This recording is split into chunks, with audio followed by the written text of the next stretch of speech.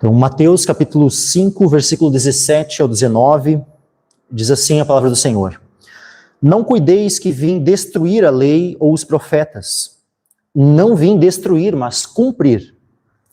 Porque em verdade vos digo que até que o céu e a terra passem, nem um jota ou um tio jamais passará da lei, sem que tudo seja cumprido.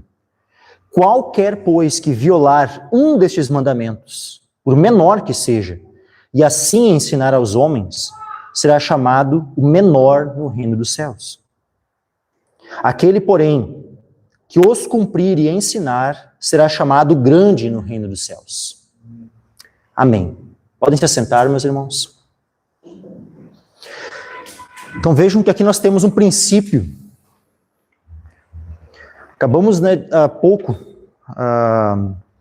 aproximadamente um mês, concluímos a exposição de Hebreus, e em Hebreus, por várias vezes, ao longo da exposição do texto de Hebreus, nós vimos ali as diferenças entre as alianças, entre a velha aliança e a nova aliança, o Velho Testamento e Novo Testamento. E eu pude expor em que aspecto é que o Velho Testamento foi abolido. E não é jamais no aspecto de os livros que conhecemos como Velho Testamento. Os livros do Velho Testamento, de Gênesis a Malaquias, não foram abolidos de forma alguma. O que foi abolido foi o Velho Testamento no sentido da aliança das obras, o pacto das obras, onde o homem poderia ter vida ao obedecer perfeitamente a Deus. Então esse pacto foi abolido em Cristo. Porque nenhum homem poderia ser justificado, então, dessa forma, por meio desse pacto de obras. Todos os homens estariam debaixo de condenação mediante esse pacto, pacto das obras, o Velho Testamento. E aí Jesus institui, então, um Novo Testamento, abolindo o Antigo, o Velho Testamento, no seu sangue. Então, no seu sangue é instituído um Novo Testamento, um novo caminho, um novo e vivo caminho pelo qual nós podemos nos achegar a Deus. E aqui em Mateus capítulo 5, Jesus deixa muito claro de que ele não veio para destruir, para abolir a lei e os profetas. E aqui ele está falando do quê? Dos livros. Tudo aquilo que foi escrito. De Gênesis a Malaquias, tudo isso, ele não veio para destruir, ele não veio para abolir. Então vejam que o que foi abolido foi o pacto, e não os livros. Os livros permanecem, é a escritura. Nenhuma vírgula da escritura foi abolida. Agora, o velho pacto, e lógico que os aspectos que constam na escritura sobre esse velho pacto, sim, eles já passaram. Então, o sacerdócio de Arão, todo aquele aspecto da lei cerimonial, e aquilo que estava diretamente relacionado ao velho pacto. Isso, e somente isso, passou. Todo o restante permanece e permanece para sempre. Como diz aqui, não cuideis que vim destruir a lei ou os profetas. Não vim destruir, mas cumprir. Porque em verdade vos digo que até que o céu e a terra passem, nem um jota ou um tio jamais passará da lei, sem que tudo seja cumprido. Ou seja, a palavra de Deus permanece para sempre. A escritura, ela é preservada pelo Senhor. Aqui nós temos uma afirmação de Cristo que não tem, mesmo a menor letra da Escritura, ela vai permanecer. Não vai passar, não vai se perder. Tudo vai permanecer porque Deus está empenhado nisso. Deus é poderoso para guardar e preservar a sua palavra. E diz mais aqui no versículo 19, qualquer, pois, que violar um destes mandamentos, por menor que seja. Então, qualquer ensinamento da Escritura, meus irmãos, mas é só um detalhezinho ali, eu penso diferente. Meus irmãos, qualquer, pois, que violar um desses mandamentos, por menor que seja. O que diz aqui? E assim ensinar aos homens, ou seja, não apenas a própria pessoa desobedecer, descumprir algum mandamento, mas ela também ensinar os outros. Não, isso aqui não é tão importante, não, isso aqui não precisa ser assim, não, hoje os tempos mudaram, nós podemos fazer de uma forma diferente. Nós podemos agir de modo diferente e tal. Ou seja, não apenas a pessoa está tendo uma prática em desconformidade com a Escritura, mas ela também ensina isso a outros. O que a Escritura diz aqui? Qualquer, pois, que violar um desses mandamentos, por menor que seja, e assim ensinar aos homens, será chamado o menor no reino dos céus. Quem quer ser o menor no reino dos céus? Levanta a mão aí. Ah, que bom que nenhum dos irmãos levantou a mão, né? Glória a Deus. Agora, olha só, alguém quer ser grande no reino dos céus? Eu quero. Aquele, porém, que os cumprir e ensinar, será chamado grande no reino dos céus. Então, que nós venhamos ter esse zelo, meus irmãos, que cada um de nós tenha esse zelo por cumprir, obedecer e assim ensinar essa obediência aos nossos irmãos, ao nosso próximo. Que sejamos zelosos nisso, meus irmãos, se queremos ser grandes no reino de Deus, no reino dos céus. Eu quero então agora abrir alguns textos com os irmãos. Essa pregação, esse tema que eu vou começar a abordar hoje, eu fui anotando ali as passagens e tal, daí eu estava vendo assim, não tem como falar disso em um só dia, é impossível, são muitos textos, muitas passagens, assim, é importante esse assunto ser bem trabalhado.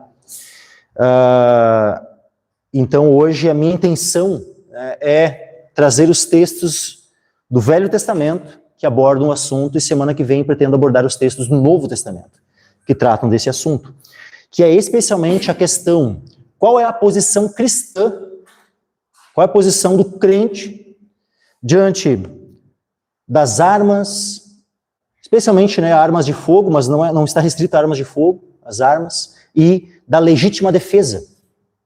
Qual é a posição cristã em relação a isso? Qual é a posição bíblica em relação a isso? Então nós precisamos ter um entendimento bíblico. É importante que o nosso padrão de pensamento, a forma como nós enxergamos o mundo, como nós enxergamos as coisas e todos os aspectos da vida, tudo isso precisa ser pautado, norteado pela Escritura, pela palavra de Deus.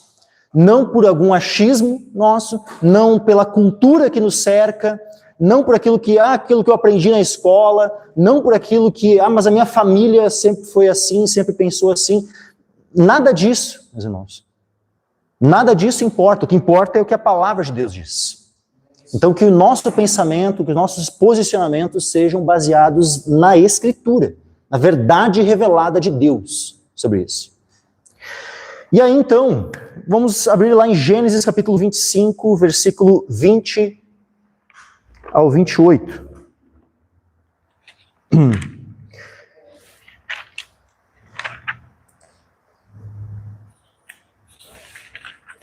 Gênesis capítulo 25, versículo 20 ao 28. Diz o seguinte: era Isaque da idade de 40 anos, quando tomou por mulher a Rebeca, filha de Betuel, arameu de Padã-Arã, irmã de Labão, arameu. E Isaque orou insistentemente ao Senhor por sua mulher, porquanto era estéril. E o Senhor ouviu as suas orações, e Rebeca, sua mulher, concebeu. E os filhos lutavam dentro dela. Então disse: se assim é, por que sou eu assim? E foi perguntar ao Senhor. E o Senhor lhe disse: 2 nações há no teu ventre, e 2 povos se dividirão das tuas entranhas. E um povo será mais forte do que o outro povo, e o maior servirá ao menor. E cumprindo-se os seus dias para dar à luz, eis gêmeos no seu ventre.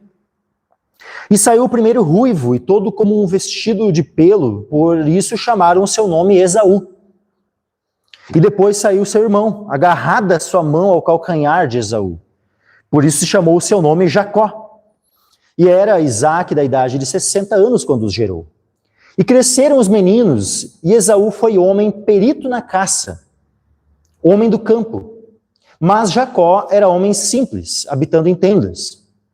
E amava Isaque a Esaú, porque a caça era de seu gosto, mas Rebeca amava a Jacó. Por enquanto, até aqui. O que nós vemos aqui, meus irmãos? Nascem os 2 filhos de Isaque, Esaú, mais velho, Jacó, mais moço. E é dito a respeito de Esaú que foi homem perito na caça, homem do campo. E depois no 28 diz assim, ó, e amava Isaac a Esaú porque a caça era de seu gosto. Então cada pai, o pai e a mãe ali, cada um tinha preferência por um filho. A mãe tinha uma preferência, né, pelo filho mais moço, Jacó. O pai tinha uma preferência pelo filho mais velho, o Esaú. Um era caçador, o outro era um homem mais caseiro, né, o Jacó. Ali. E havia algum problema, digamos assim, moral de Esaú ser um caçador diante de Deus? Não, não é problema nenhum. Os pecados de Esaú não foi o caçar, né? O pecado de Esaú foi vender a sua primogenitura, foi se casar com mulheres cananeias, mais de uma, porque ele não se casou com uma mulher só, se casou com mais de uma mulher. Ele teve pelo menos 3 mulheres, né? Depois das 2 cananeias, ele vai lá ainda e, né, sabendo que os pais dele não gostavam daquelas mulheres cananeias, vai lá e se casa com uma terceira, aí filha de Ismael, né? Ele tentou, não, vamos, né, tentar agradar os meus pais, que eu vou se casar com uma terceira mulher. Esses foram os pecados de Esaú, sabe? Não dar valor à bênção do Senhor, a bênção da primogenitura. Mas agora o caçar não é apresentado aqui na Bíblia como algo errado, né, algo pecaminoso aos olhos do Senhor. Inclusive mais adiante em Levítico, interessante lá em Levítico capítulo 17, e versículo 10 ao 14, diz o seguinte, ó, qualquer homem da casa de Israel ou dos estrangeiros que peregrinam entre eles, que comer algum sangue contra aquela alma, que comer sangue, porei a minha face, e a extirparei do seu povo. Porque a vida da carne está no sangue, pelo que vou-lo tenho dado sobre o altar para fazer expiação pelas vossas almas, porquanto é o sangue que fará expiação pela alma. Portanto, tenho dito aos filhos de Israel, nenhum dentre vós comerá sangue, nem o estrangeiro que peregrina entre vós comerá sangue. Olha o 13. Também qualquer homem dos filhos de Israel ou dos estrangeiros que peregrinam entre eles, que caçar animal ou ave que se come, derramará o seu sangue e o cobrirá com pó, porquanto a vida de toda a carne é o seu sangue. Por isso tenho dito aos filhos de Israel, não comereis o sangue de nenhuma carne, porque a vida de toda a carne é o seu sangue. Qualquer que o comer será extirpado.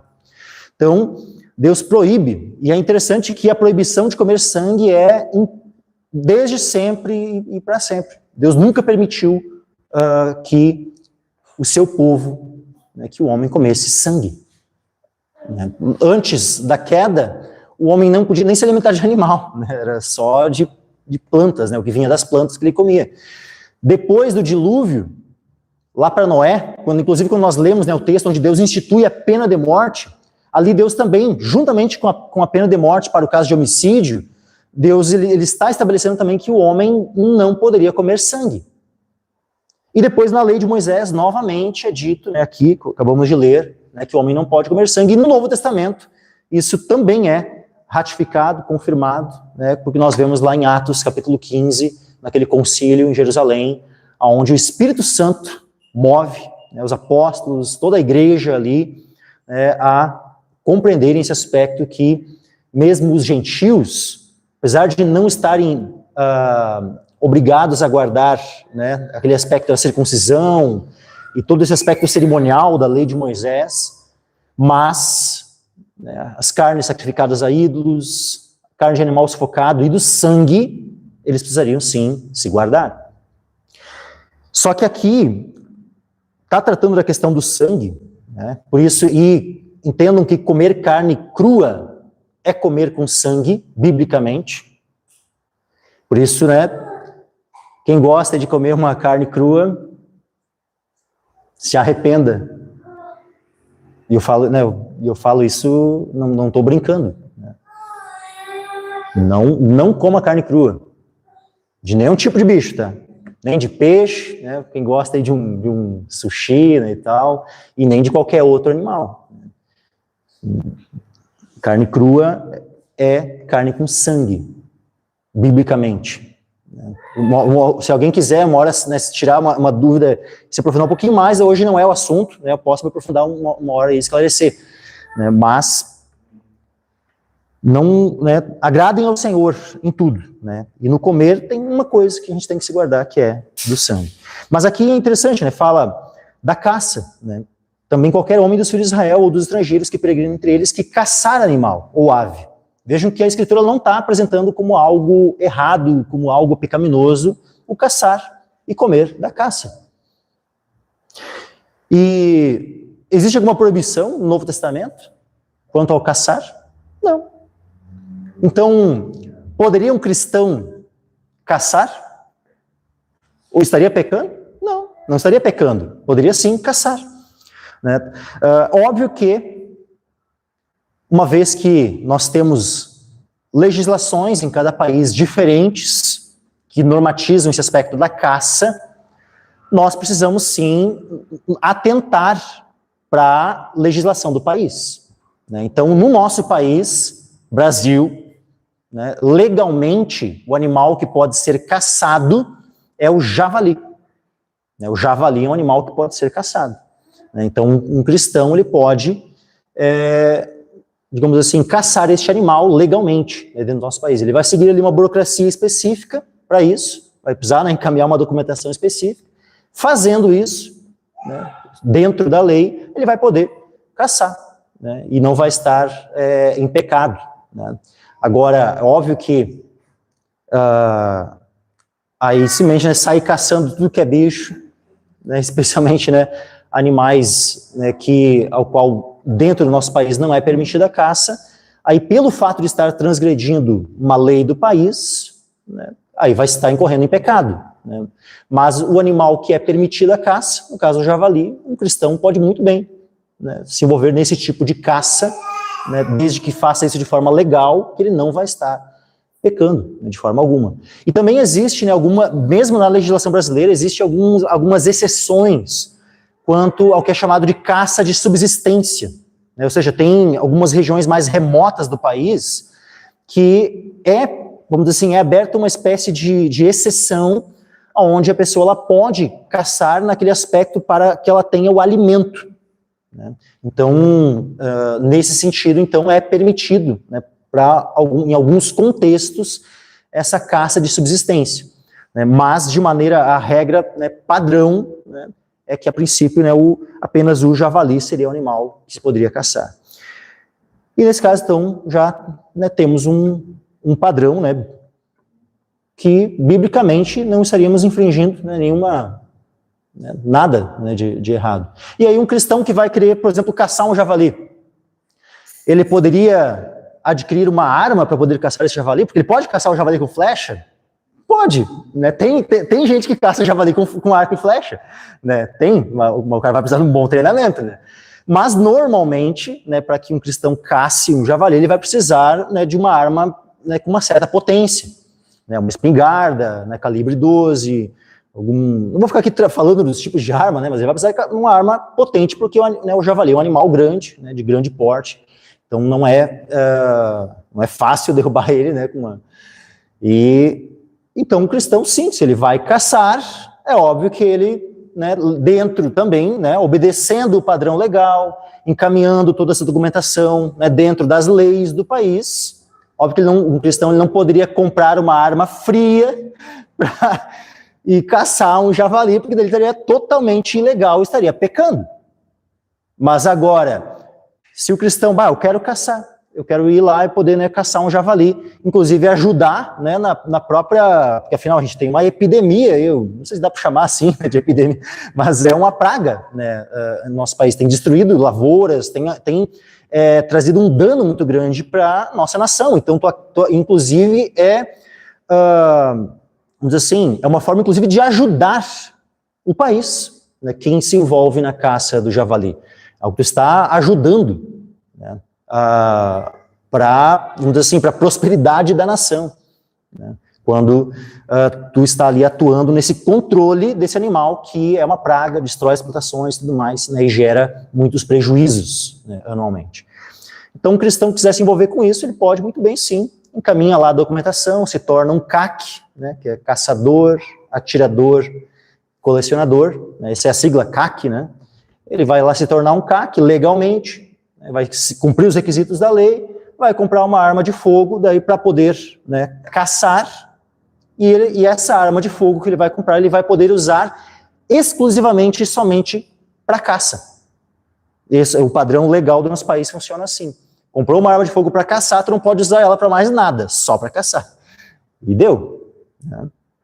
Então o cristão poderia muito bem sim, né? Então, tanto caçar, biblicamente, né, como comprar uma arma para que fosse possível ele caçar. Né? E isso independente da arma, seja ela de fogo, seja ela, né, um arco e flecha, ou algum, né, uma arma que fosse... Né? Continuando aqui, um cristão poderia, por exemplo, ter uma arma para praticar um esporte, né, tiro ao alvo. Né? Ele pode ter uma arma para praticar um esporte de tiro ao alvo. Né? Vamos pegar aqui um exemplo bíblico, né? Primeiro livro de Samuel, capítulo 20, versículo 18 ao 22. 1 Samuel 18 ao 22. Diz o seguinte: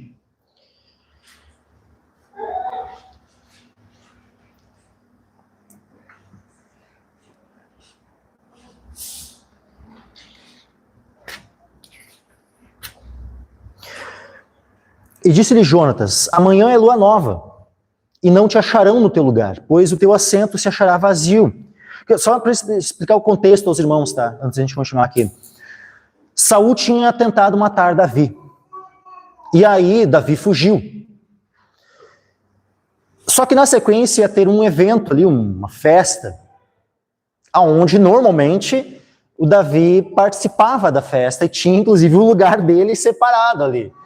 Eu não sei como é que estava funcionando a mente do Saul, né? Mas certamente isso era a influência demoníaca, né? Ele estava ali endemoniado e isso fazia ele perder o tino, a noção das coisas. Mas ele achava que o Davi ia aparecer na festa. Não sei, sabe? Aliás, eu sei, ele estava endemoniado, então, né, tipo assim, ele perdeu, não estava, né, entendendo bem as coisas, né, como estavam funcionando as coisas, porque ele mandou homens para matar Davi, Davi fugiu, e ele ainda achava que o Davi ia vir para a festa.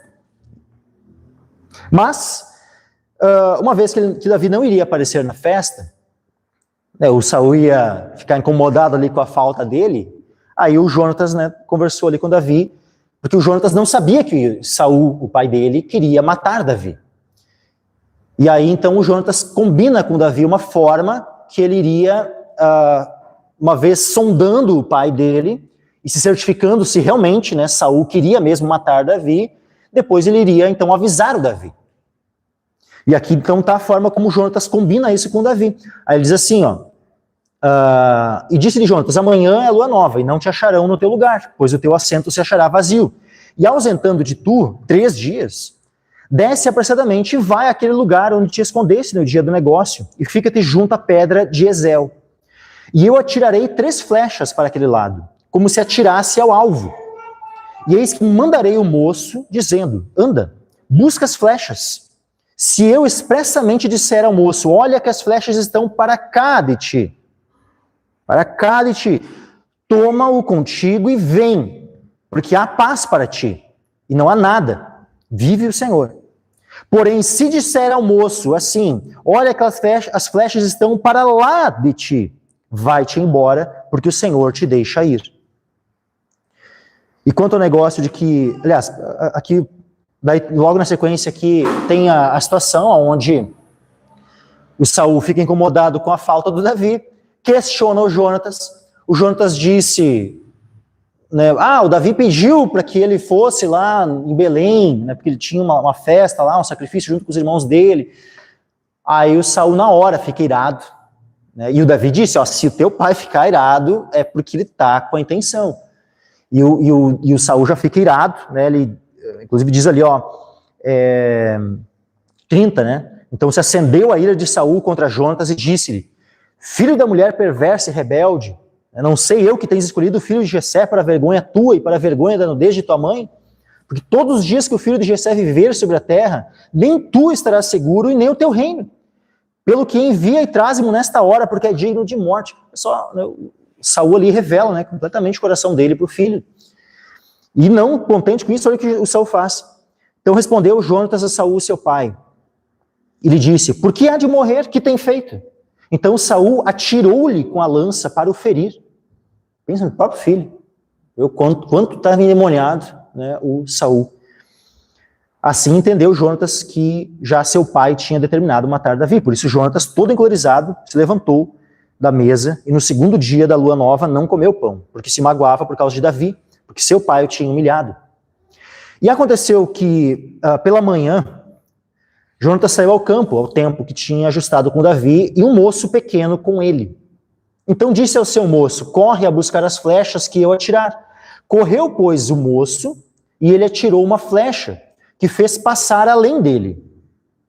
E chegando o moço ao lugar da flecha que Jonatas tinha atirado, gritou Jonatas atrás do moço e disse, não está porventura a flecha mais para lá de ti?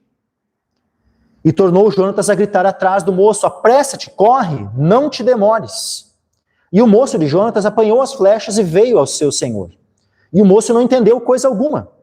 Só Jonatas e Davi sabiam deste negócio. Então Jonatas deu as suas armas ao moço que trazia e disse-lhe, anda e leva-as à cidade. Então, o que acontece, né? O que o Jonatas estava fazendo aqui? Na prática, né, ele estava fazendo algo que ele tinha o costume de fazer. Ou seja, praticando tiro ao alvo.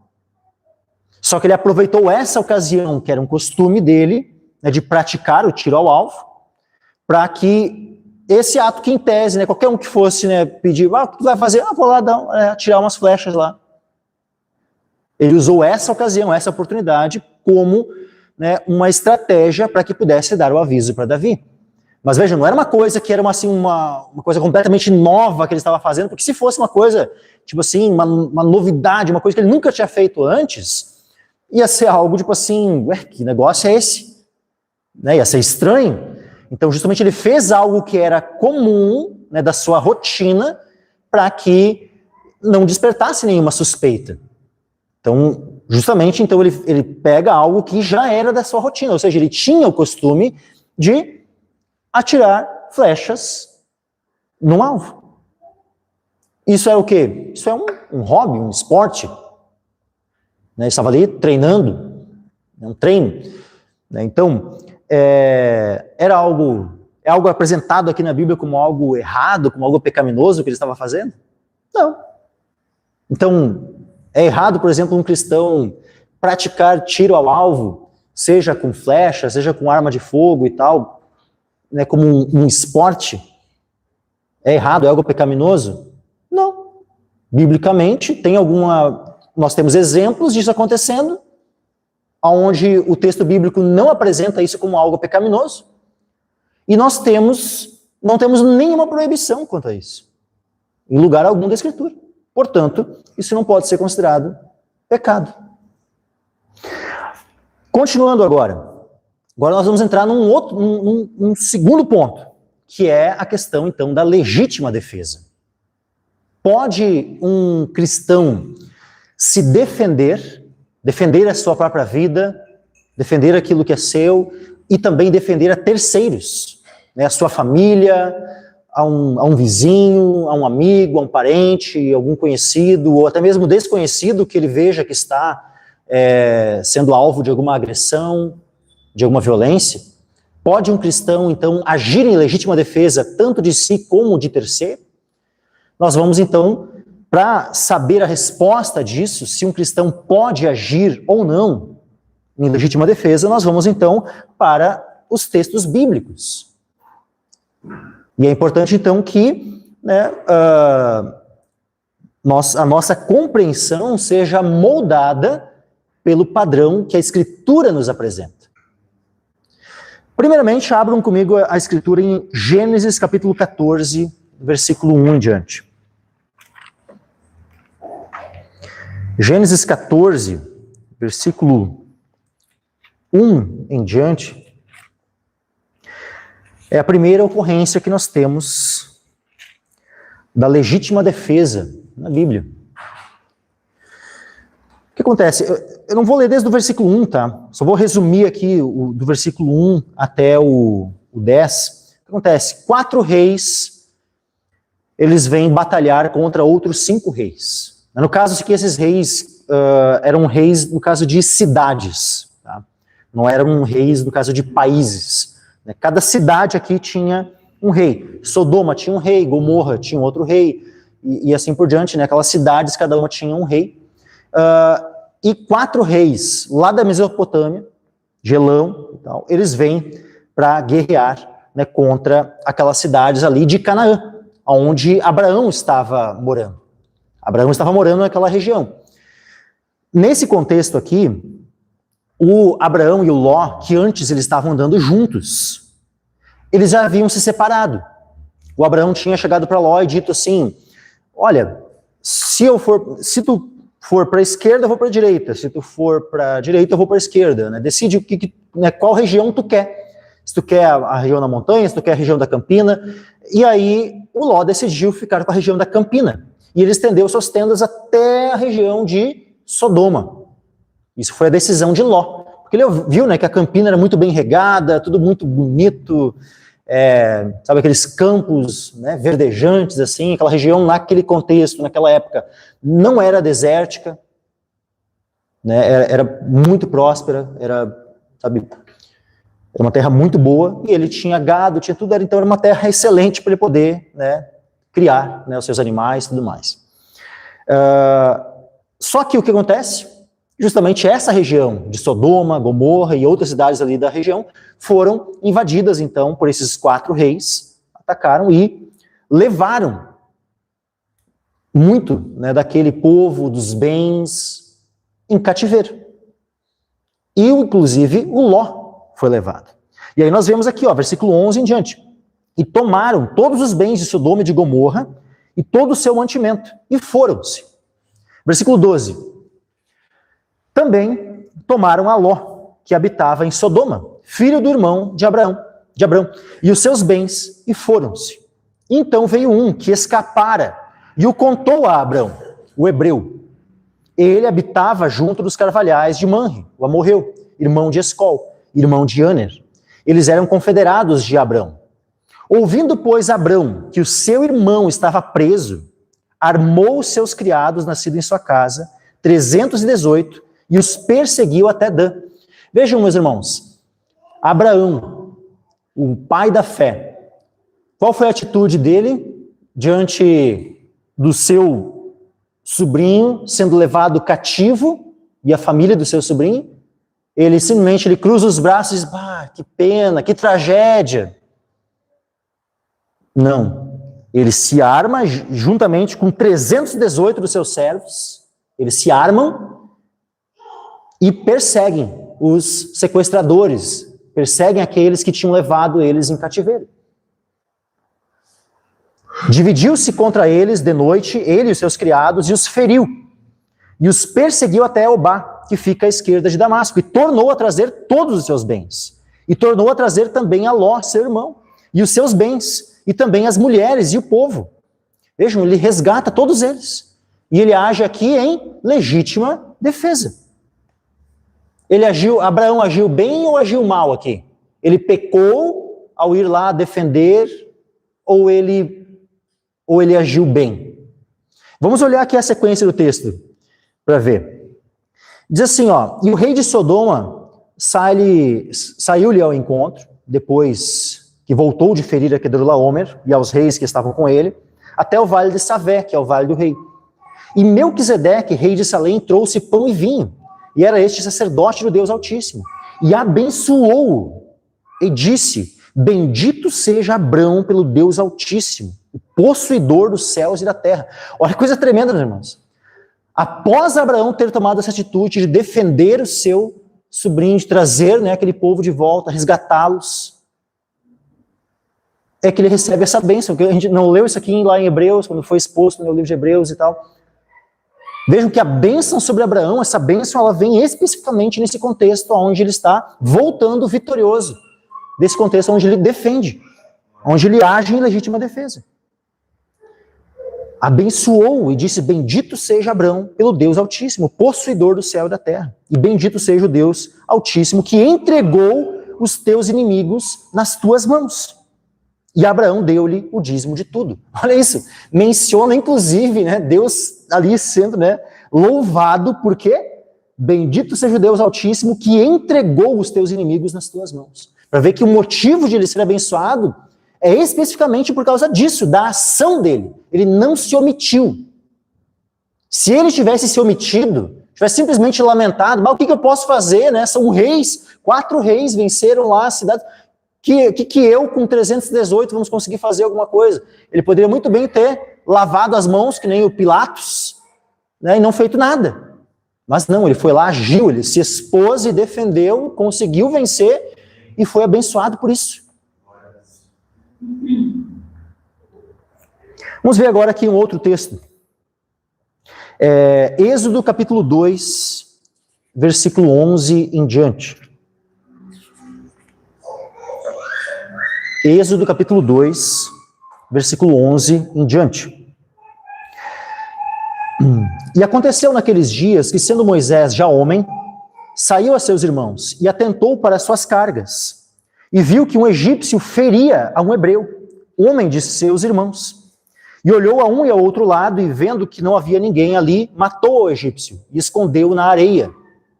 E tornou a sair no dia seguinte. E eis que 2 homens hebreus contendiam, e disse ao injusto: por que feres a teu próximo? O qual disse: quem te tem posto a ti por maioral e juiz sobre nós? Pensas matar-me como mataste o egípcio? Então temeu Moisés e disse: certamente este negócio foi descoberto. Ouvindo, pois, Faraó este caso, procurou matar a Moisés. Mas Moisés fugiu de diante da face de Faraó e habitou na terra de Midian e assentou-se junto a um poço. Antes de prosseguir aqui, deixa eu só ler um texto lá de... Coloca para nós ali Atos 7, Atos capítulo 7, versículo 23 e 24.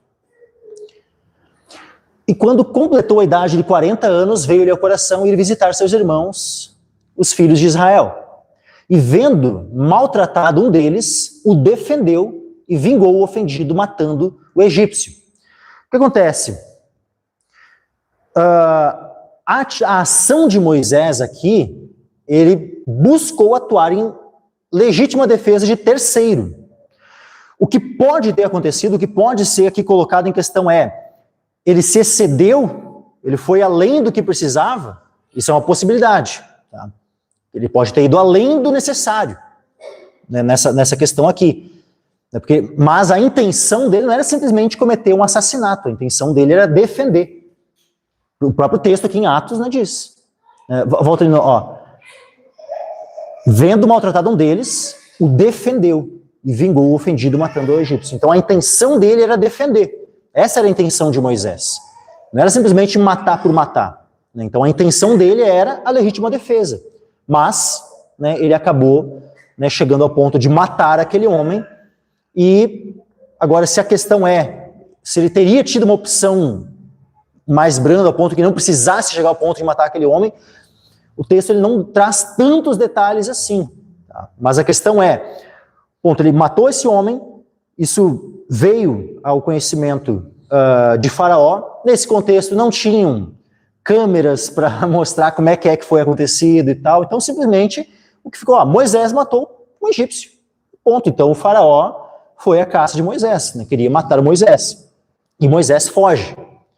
Vai lá para a terra de Midian. Qual é a atitude dele quando ele chega lá em Midian? Vejam só. Versículo 16. Aliás, Êxodo 2, versículo 16. E o sacerdote de Midian tinha 7 filhas, as quais vieram tirar água, e encheram os bebedouros para dar de beber ao rebanho de seu pai. Então vieram os pastores e expulsaram-nas dali. Moisés, porém, levantou-se e defendeu-as, e deu de beber ao rebanho. E voltando elas a Reuel, seu pai, ele disse: por que hoje tornastes tão depressa? E elas disseram: um homem egípcio nos livrou da mão dos pastores e também nos tirou água em abundância, e deu de beber ao rebanho. E disse às suas filhas: e onde está ele? Por que deixastes o homem? Chamai-o para que coma pão. e Moisés consentiu em morar com aquele homem, e ele deu a Moisés sua filha Zípora, a qual deu à luz um filho, e ele chamou seu nome Gerson, porque disse, peregrino fui em terra estranha. Então vejam que Moisés, ele tentou defender um irmão seu, israelita, e acabou matando aquele homem egípcio. Ele foge quando o faraó tenta matá-lo. Não é dito que Faraó investigou se tinha sido legítima defesa ou não, e tal, não importa.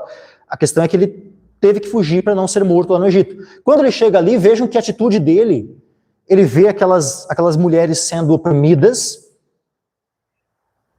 né, as filhas lá do Jetro vieram tirar água, dar, né, de beber ao rebanho do pai delas, elas eram pastoras, de ovelhas, de cabras, e aí vieram os pastores, né, homens, e expulsaram-nas dali. Veja, aqueles homens estavam cometendo um ato de violência para com elas. Expulsando elas, usando, né, da força, da posição deles, né, mais forte como homens, para, expulsando elas. O que Moisés, como um homem de Deus, fez? Ele se omitiu?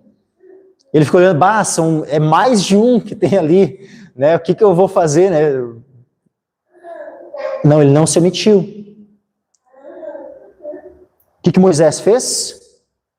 Ele fez aquilo que um homem... O que um homem de verdade tem que fazer? Um homem de verdade, um homem bíblico, ele deve proteger a mulher. Um homem bíblico não é violento para com a mulher. Um homem bíblico não é covarde para ser violento, para oprimir uma mulher. O homem bíblico, ele é valente. O homem bíblico é corajoso e defende a mulher. E ele defendeu aquelas mulheres mesmo que os pastores estavam em maior número. Não era um pastor, eram vários pastores. Não diz que o número exatamente, mas era um plural, era um número. E Moisés, não diz que Moisés matou aqueles homens, tá? Porque a legítima defesa não implica em necessariamente tirar a vida de alguém. Defender não implica necessariamente em matar alguém. Então entendam que, né, Moisés aqui defendeu aquelas mulheres, ele não precisou tirar a vida daqueles pastores. Por mais que antes ele havia tirado a vida do egípcio, mas agora nesse caso aqui ele não matou aqueles homens. Ele defendeu-as. 17, então vieram os pastores, expulsaram-nas dali, Moisés, porém, levantou-se e defendeu-as. E deu de beber ao rebanho.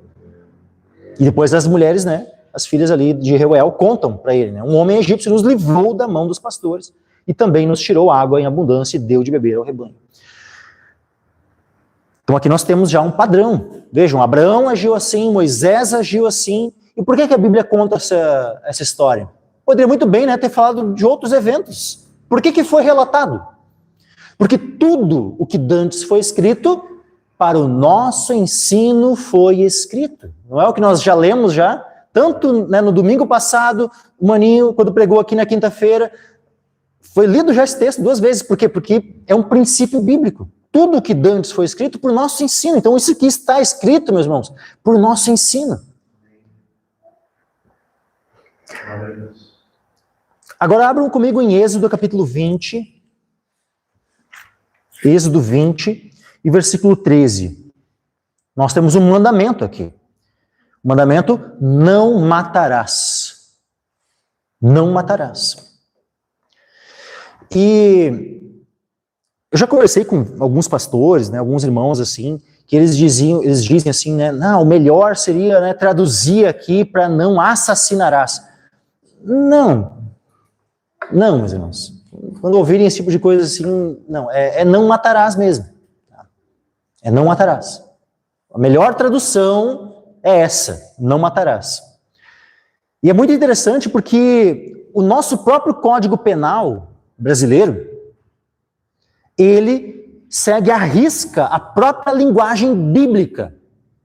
Só que no caso, né, do Código Penal ali, né, o artigo 121, ele não vai dizer assim, não matarás. Ele vai dizer matar alguém. Mas veja que é o mesmo verbo, matar. Não é assassinar alguém.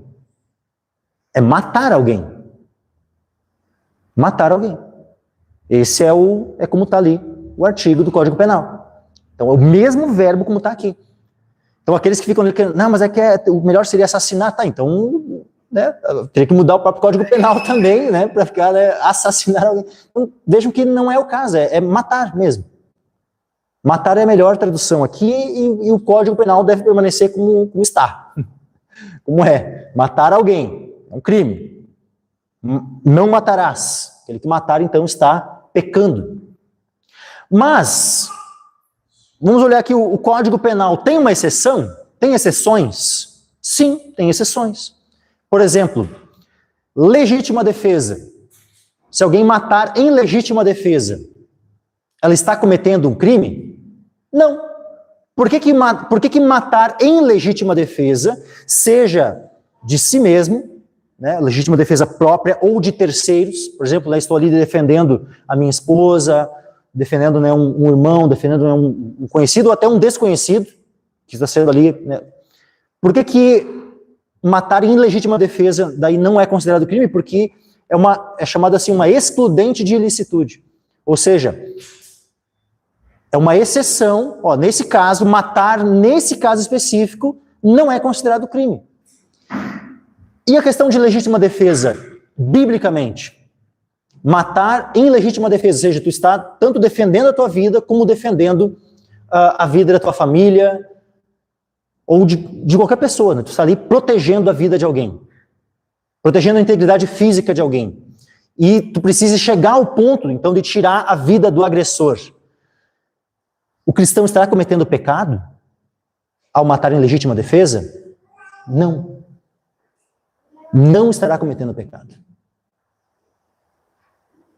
Vejam comigo, só virem a página, capítulo 22 de Êxodo, versículo 2 e 3.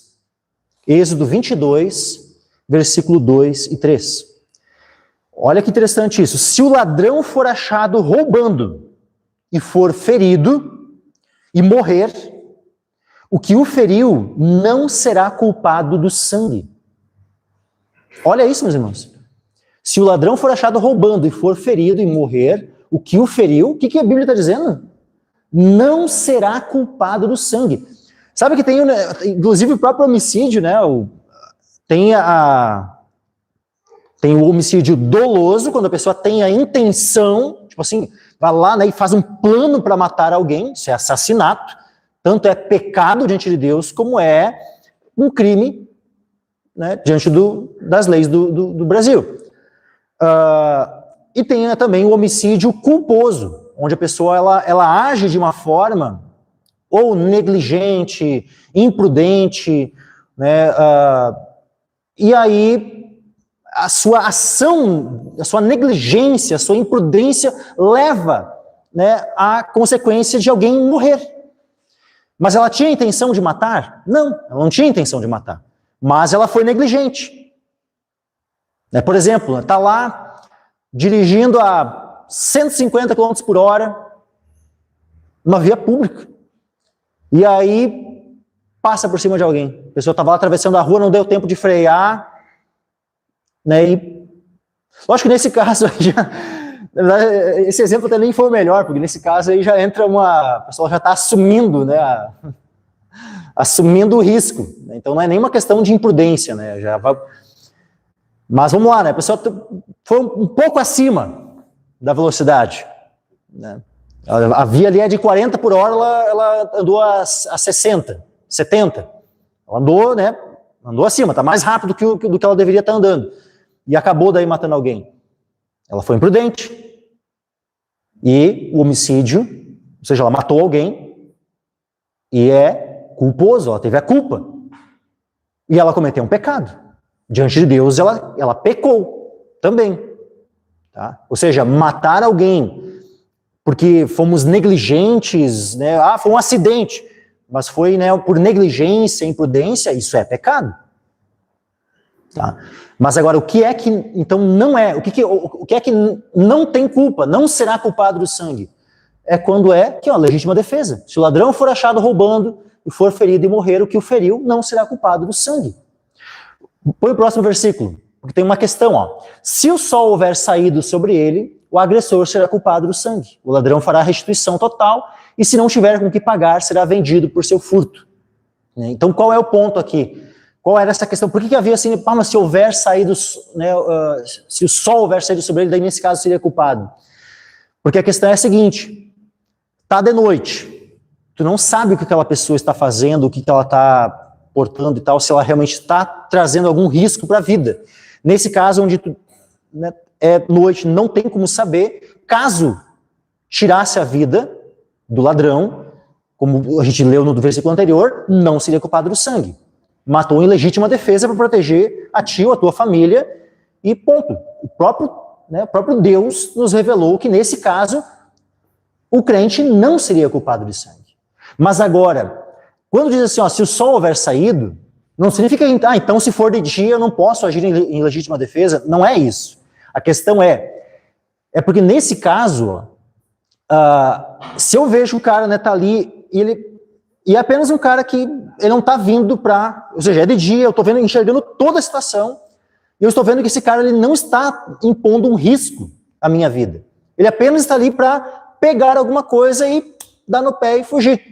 E aí, nesse caso, eu estou enxergando toda a situação, e eu vou lá e dou um tiro nele, vou lá e... Né, aí é óbvio que eu não precisava, ele não estava colocando em risco a minha vida. Eu estava a par, eu estava vendo a situação. Então, nesse caso, aí sim, eu seria culpado do sangue. Porque eu percebi que não tinha, né, uma situação de risco para a minha vida ou da minha família, e mesmo assim eu fui lá e tirei a vida dele. Aí eu sou culpado de sangue. Entende? Essa que é a questão, né, do dia e da noite, porque de noite não tem como ter... Então, na dúvida, o Senhor ele deixou prescrito, ó, protege a ti e a tua família. Nesse caso, não vai ser culpado de sangue. O problema, o sangue vai estar sobre a cabeça do bandido que resolveu invadir a casa do crente de noite. Numa situação, né? O sangue é sobre a cabeça dele. O crente não seria culpado do sangue. Agora, quando se tem conhecimento sobre a situação, né, e a noção de que a ação, né, daquele homem não traz um risco de fato para a vida, nesse caso, não matar aquela pessoa não seria daí legítima defesa. A legítima defesa, ela implica, vamos dizer assim, uma proporção, né, para com aquela agressão sofrida. Então, se alguém, por exemplo, né, tá ali no trânsito, né, tu fechou a pessoa, né, tu não viu assim, estava no ponto cego, né, aí tu foi fazer uma curva assim e fechou, né, o outro motorista, né? E aí ele vai lá, tem que frear assim e tal, né? E fica bravo contigo, daí já quer sair do carro, né? E discutir e tal. E daí, não, esse cara, né? Sabe, tem que analisar a situação. Se o cara, né, tipo, né, vai ali e tal, né, o que tu tem que fazer? Responde para ele de forma branda. Acalma a situação. Né? Não é assim, ele tá já querendo, né, trazer o risco para minha vida, eu vou fazer uma coisa que eu tenho, não. Peraí, não é assim, né? Não é assim que o crente vai agir. O crente primeiro, né, sabe? Então, assim, tudo isso, né, quando a gente fala que estou aqui trazendo nesse aspecto bíblico sobre a questão da legítima defesa, não é que então um cristão ele está autorizado para sair tirando a vida de qualquer pessoa. Misericórdia, não é isso, meus irmãos. Né? Sabe, isso é uma situação assim, ó, que Deus nos livre, né, de algum dia precisarmos chegar a um ponto desses, de agirmos em legítima defesa. Que Deus nos livre. Não precisamos fazer nada, né, contra ninguém. Mas, né, se viermos a estar em alguma situação assim, né, nós precisamos entender como, né, é o padrão bíblico de conduta, de ação. Para, inclusive, na nossa própria mente, na nossa própria consciência, nós termos, né, já a noção de como nós devemos agir diante das situações.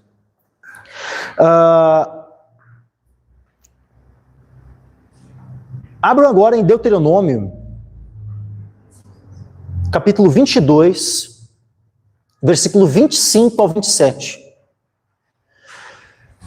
Olha só, se algum homem no campo achar uma moça desposada, e o homem a forçar, o que está falando aqui, meus irmãos? Está falando de um caso de estupro. E se deitar com ela, então morrerá só o homem que se deitou com ela. Ou seja, ele seria punido com a pena de morte, uma vez que ele estuprou essa moça. Próximo versículo. Porém, a moça não farás nada. A moça não tem culpa de morte, porque como o homem que se levanta contra o seu próximo e lhe tira a vida, assim é este caso. Pois a achou no campo, a moça desposada gritou e não houve quem a livrasse. O que o texto bíblico está nos trazendo aqui? Que essa moça que foi estuprada no campo, subentende-se que ela gritou, ela pediu por ajuda. Então, que uma mulher, quando for, se acontecer de uma mulher ser agredida por um homem, ou por outra mulher, não importa, né, quem for o agressor, ela for agredida, ela for ameaçada, e ela não tem os meios para proteger a si mesma. O que ela deve fazer, meus irmãos? Ficar quieta? Não. Biblicamente, ela deve gritar, deve pedir por ajuda. Isso, óbvio, vai valer para um homem também. Né? Se um homem estiver numa situação onde ele vê que sozinho, né, não dá conta da situação, ele deve gritar também, pedir por ajuda. Não é só uma mulher que deve gritar e pedir por ajuda. A gente, sabe, qualquer pessoa que está numa situação onde ela sozinha, eu não tenho, eu preciso, nós não devemos, tipo assim, sofrer calados, né, e achar que não, eu tenho que resolver sozinho, não. A gente tem que pedir por ajuda, clamar por ajuda, gritar. Mas, o que diz aqui? Não houve quem a livrasse. Ou seja, Deus espera que, se fosse num contexto que alguém ouviu o grito daquela moça, essa pessoa que ouviu o grito deveria ir lá livrá-la. Portanto, ele iria agir em legítima defesa daquela moça. E se precisasse a ponto de entrar em luta corporal com aquele estuprador e tirar a vida dele, era o que precisaria ser feito. Veja que Deus espera que, se uma moça for chegar ao ponto de estar sofrendo essa agressão, o dever de quem ouvir o pedido de ajuda dela é dever livrá-la das mãos daquele homem. Se aquele que ouve o grito, se aquele que ouve esse chamado de ajuda, se omite e não faz nada, essa pessoa está em pecado diante de Deus. Aquele que se omite e não faz nada para livrá-la do estuprador, esse está em pecado. Esse é um covarde que está em pecado. Mas aquele que age, que a defende, que usa dos meios necessários para livrá-la das mãos do agressor, esse está agindo conforme Deus espera que se haja nessa situação. Então, um homem bíblico deve estar pronto para ajudar, deve estar pronto para acudir, para defender. É assim que Deus espera que nós venhamos a agir. Se tem alguém sendo agredido, alguém sendo vítima de uma agressão, de um abuso, de um estupro, nós devemos ir lá e acudir, livrar aquela pessoa das mãos do agressor. E fazer o que for necessário. E se tivermos que chegar ao ponto de tirar a vida do agressor, se não houver outra forma, né, porque o ponto não é, então vou lá o único objetivo é tirar a vida dele. Não, o ponto não é simplesmente chegar lá para tirar a vida dele. O ponto é livrá-la das mãos dele. Mas se para isso for necessário, se não houver outro meio a não ser tirar a vida daquele homem, então é isso. Então vai ter que ser tirada a vida daquele homem. Continuando, próximo texto. Juízes, capítulo 6, versículo 25 a 32. Esse texto aqui é muito tremendo. Não que os outros não sejam, né? Os outros, cada passagem bíblica aqui é maravilhosa, né? Diz assim, e aconteceu naquela mesma noite que o Senhor lhe disse, toma o boi que pertence a teu pai, a saber, o segundo boi de 7 anos, e derruba o altar de Baal que é de teu pai, e corta o bosque que está ao pé dele. Aqui é Deus falando com Gideão, tá? Dando instruções a Gideão. E edifica ao Senhor teu Deus um altar no cume deste lugar forte, num lugar conveniente, e toma o segundo boi e o oferecerás em holocausto com a lenha que cortares do bosque. O que acontece, meus irmãos? Não, continua ali, continua no 27.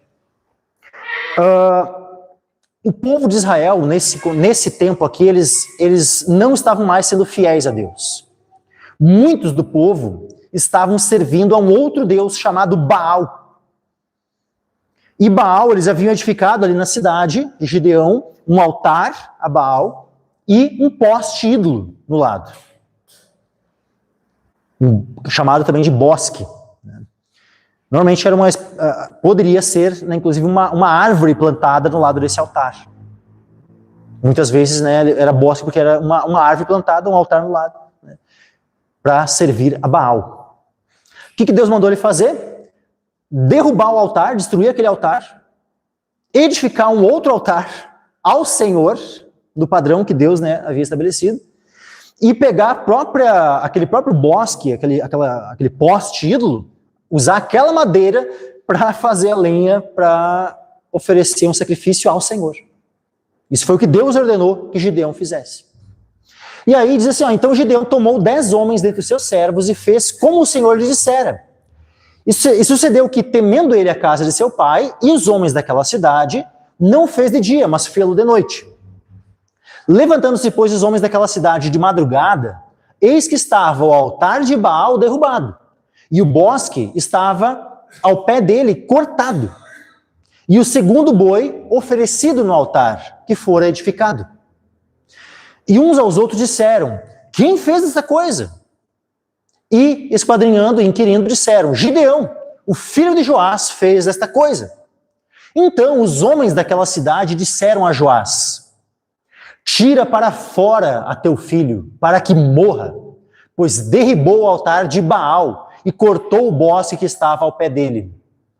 Olha só o que aqueles homens daquela cidade chegaram. Chegaram lá para Joás, que era o pai de Gideão, e disseram, ó, tira para fora o teu filho, porque nós vamos matá-lo. Ele tem que morrer, porque ele destruiu o altar de Baal. Isso foi o que os homens da cidade fizeram. E aí Joás ficou amedrontado, ficou assim, ai, agora, né, os homens dessa cidade estão aqui pedindo, né, para matarem meu filho. O que eu vou fazer contra eles, né? O que eu posso fazer e tal? Vou entregar meu filho, então, ó, tô aqui, ó, pega e mata o Gideão. É isso que Joás fez? Se ele fosse um covarde, ele teria feito isso. Se ele fosse um cara medroso, ele teria feito isso, ele teria entregado o Gideão. Mas Joás era um homem valente. Joás era um homem de verdade. E como é que é a atitude de Joás? Porém, Joás disse a todos os que se puseram contra ele, contendereis vós por Baal? Livrá-lo-eis vós? Qualquer que por ele contender, ou seja, que contender por Baal, qualquer que por ele contender ainda esta manhã será morto. Se é Deus, por si mesmo contenda, pois derrubaram seu altar. Por isso, naquele dia, eles chamaram Jerubaal, dizendo, Baal contenda contra ele, pois derrubou o seu altar. E todos os midianitas e amalequitas, aqui já vai para outro contexto, mas vejam, os homens daquela cidade, né, chegaram lá todos, né, para querer matar o Gideão. Quando Joás se põe, ó, aquele que quiser fazer isso vai ser morto. Ou seja, o que ele está dizendo? Eu vou defender o meu filho. Eu vou defender o meu filho. Quem quiser vir, vem que vai morrer. O que aqueles homens daquela cidade fizeram? Que Baal contenda contra ele. E deram no pé. Se alguém chegasse, né, pedindo para um membro da tua família, entrega aí um membro da tua família aí, ó, entrega a tua esposa para que ela morra, entrega o teu filho, entrega teu irmão para que morra, nós vamos matar ele. Qual seria a nossa atitude cristã? Seria, né, de botar o rabinho entre as pernas, né, e, tá aqui, ó, pode levar e matar e executar. É isso que nós, como cristãos, deveríamos fazer? Ou nós deveríamos defender o nosso ente querido? Deveríamos defender, meus irmãos. A atitude cristã é de defender a vida. Continuando. 1 Samuel, capítulo 13.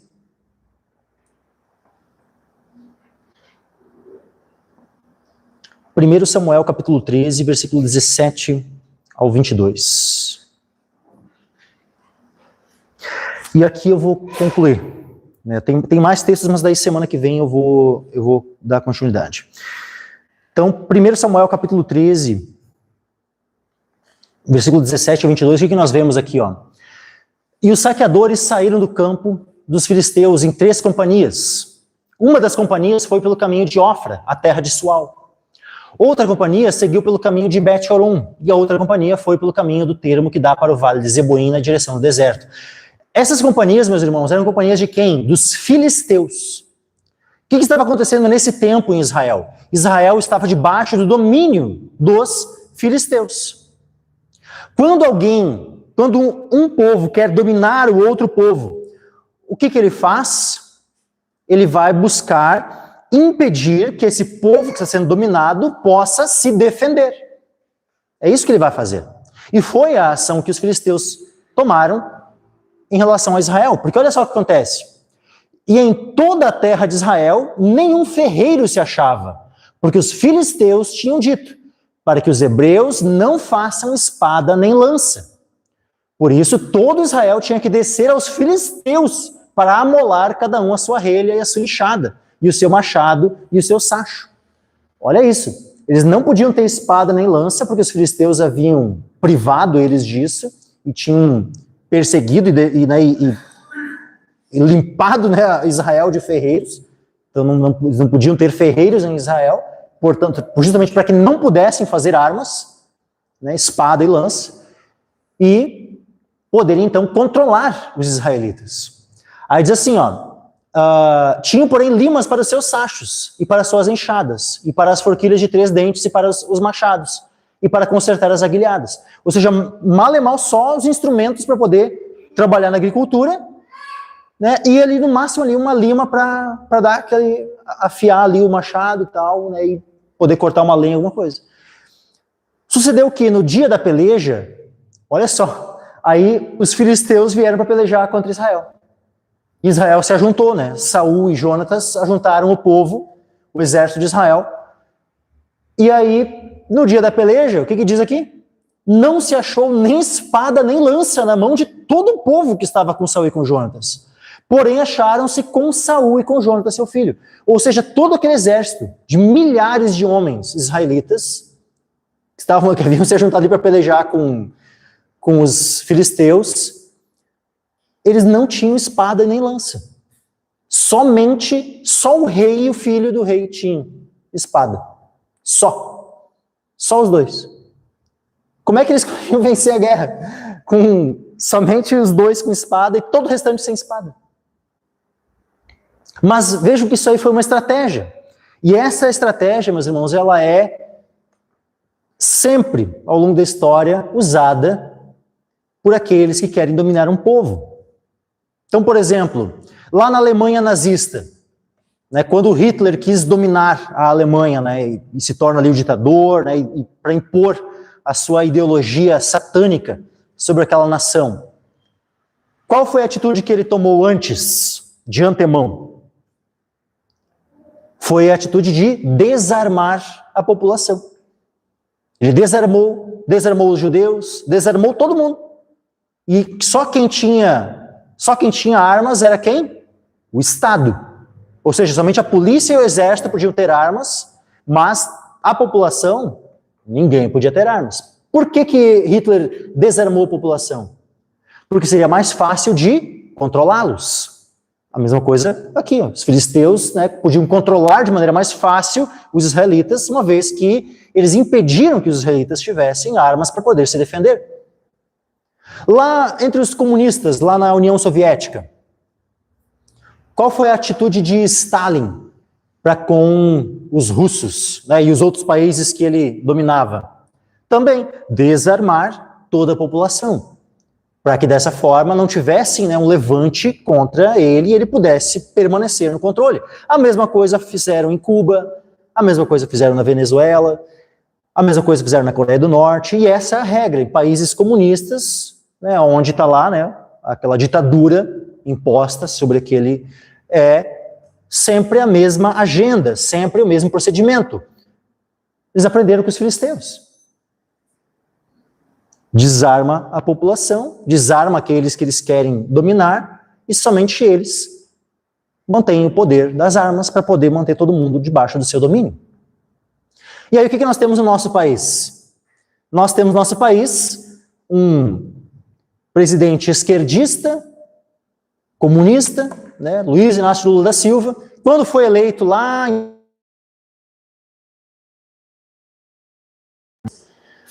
Qual foi uma das primeiras leis que ele estabeleceu no país? O Estatuto do Desarmamento.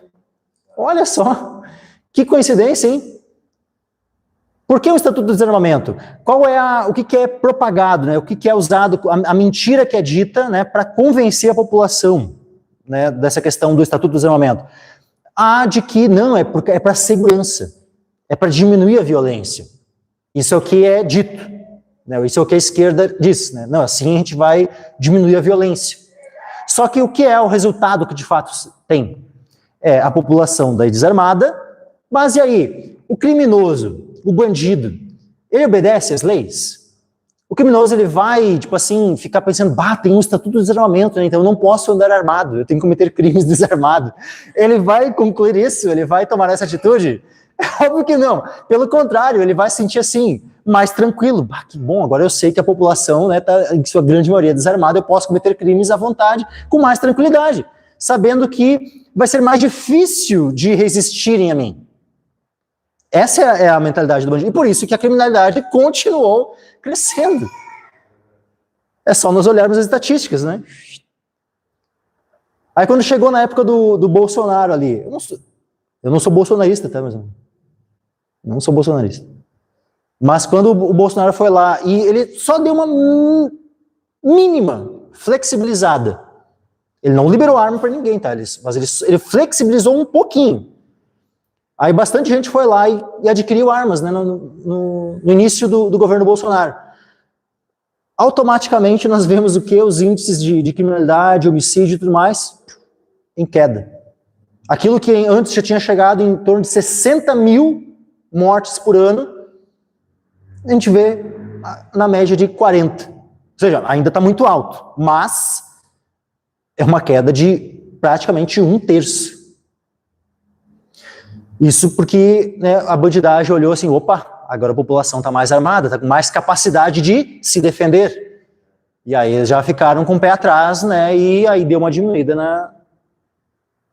na atuação dos bandidos. Pelo menos, né, foi mínima coisa, mas não foi pouco ainda. Né, deveria, diminuir muito mais. Mas, mesmo assim, houve, né, uma queda em relação a isso. E aí... Ok, né? Daí o Bolsonaro ele tinha feito, né, dado uma flexibilizada, mas por meio de quê? De decretos. Um decreto, meus irmãos, é só chegar outro presidente, ele cancela, num único dia ele cancela os decretos anteriores e edita um novo. Qual foi a primeira atitude do Lula quando ele foi daí eleito novamente, né? Agora ali em começou a governar em 2023, né? Eleito em 2022, começou no 1º de janeiro de 2023, a primeira atitude do Lula foi o quê? Cancelar todos os decretos do Bolsonaro que tratavam da questão de armas. Será que por que será, né, que ele focou exatamente nisso? Por que isso é tão importante para o Lula? Isso é importante porque ele segue a mesma cartilha do Hitler, do Stalin e de todos os outros ditadores comunistas. E nós, como cristãos, nós queremos ter parte com essas ideologias? Comunistas, nazistas, ditaduras? Não. Não. Então nós não podemos concordar com eles. Nós não podemos concordar com os filisteus. Nós devemos fazer o quê? Entender que sim, um cristão ele pode, biblicamente, defender a si e ao seu próximo, aos seus amados, e, portanto, ele pode sim também adquirir os meios necessários para poder fazer essa defesa. Né? Mas, semana que vem eu darei continuidade nesse tema, né, para nós, ao longo de vários outros textos da Escritura, né, podermos entender essa questão. E se algum dos irmãos tiver alguma dúvida específica, né, podem conversar comigo, né, que vou estar procurando, né, com a graça do Senhor, esclarecer, né, qualquer dúvida que algum irmão tiver. Amém, meus irmãos? Eu quero chamar o pastor Aloísio